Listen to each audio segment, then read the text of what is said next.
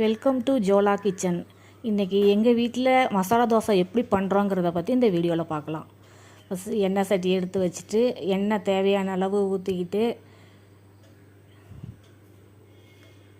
கடுகு, கொஞ்சமாக உளுத்தம்பருப்பு,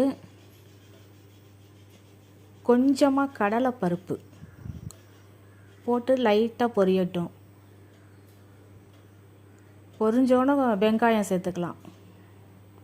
வெங்காயம், பச்சை மிளகா ரெண்டையும் சேர்த்து வதக்கிக்கலாம்.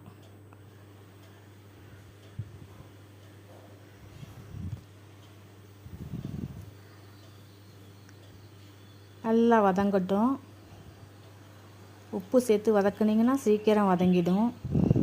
அடுத்தது தக்காளி, கருவேப்பிலை. இது ரொம்ப செவக்க வறுக்கணும்லாம் தேவை கிடையாது, ஒரு மீடியமாக வறுத்தா போதும். மஞ்சத்தூள், தேவையான அளவு மஞ்சத்தூள் போட்டு உருளைக்கிழங்கு வேக வச்சு மசிச்சு வச்சுருக்கேன், அதை கலந்துக்கலாம். அதோட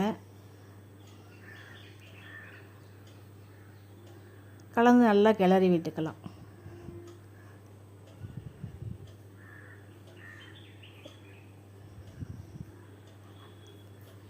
கொஞ்சமாக தண்ணி விட்டுப்போம். கொஞ்சமாக தண்ணி விட்டுட்டா தான் அந்த மசாலா மாதிரி வரும்.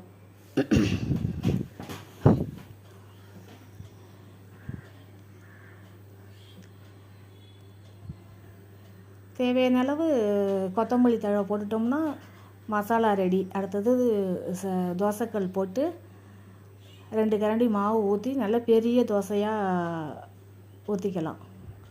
ரொம்ப திக்காக ஊற்றக்கூடாது, ரொம்ப நைஸாகவும் ஊற்றக்கூடாது. நைஸாக ஊற்றுனா மசாலா வச்சதுக்கப்புறம் அது எடுக்கிறது ரொம்ப கஷ்டமாக இருக்கும். ரொம்ப திக்காக ஊற்றினாலும் வேகிறதுக்கு கஷ்டமாக இருக்கும், வேகாது, சரியாக வேகாது. மீடியமாக ஊற்றிக்கிங்க. ஊற்றிக்கிட்டு அதை அப்படியே எல்லா மசாலாவை தேவையான அளவு அதில் பரப்பி விட்டுக்கலாம். பரப்பி விட்டுட்டு சுற்றியும் கொஞ்சம் நெய் விட்டு ஒரு பக்கம் மடக்கி வச்சு ஒரு பக்கம் கொஞ்சம் நேரமும், அடுத்த பக்கம் பிரட்டி போட்டு கொஞ்சம் நேரமும் வேக வச்சிட்டோம்னா நமக்கு மசாலா தோசை ரெடி. பாருங்கள், கண்ணாடி மாதிரி இருக்குது, எவ்வளோ அழகாக வருது பாருங்கள். தோசை கல்லும் சரியான கல். இது எனக்கு கார சட்னி வச்சு சாப்பிட்டா தான் பிடிக்கும். அதனால் நான் கார சட்னி ரெடி பண்ணியிருக்கேன். உங்களுக்கு எப்படி பிடிக்குதோ அந்த சட்னியோ சாம்பாரோ ரெடி பண்ணி சாப்பிட்டிங்கன்னா சூப்பராக இருக்கும்.